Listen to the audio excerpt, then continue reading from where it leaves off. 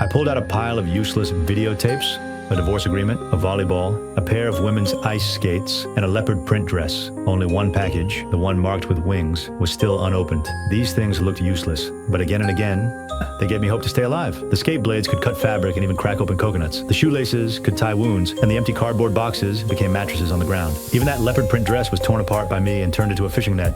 But the fish I caught were tiny and smelled so bad they made me sick. Later on, I started going after crabs, but after breaking open the shell, the meat inside poured out like spoiled slime. I instantly lost my appetite. Without fire, everything was impossible to eat. I even added shredded paper to help it burn easier. But I rubbed the wood together from day to night and from night into the next day. Not even smoke appeared, and my hands were almost torn apart. I still failed. After being stranded so long, I could only survive on coconut meat. But while scraping coconut meat with a stone, I suddenly thought of another way to make fire. I started using dry branches, rubbing them fast inside grooves in a tree trunk, trying to create heat and ignite dry grass. But as time passed, the tree trunk was almost worn through and there was still no fire. Suddenly, the branch snapped apart and cut open my palm. I completely broke down and started kicking and smashing everything. I even grabbed the volleyball and threw it as hard as I could.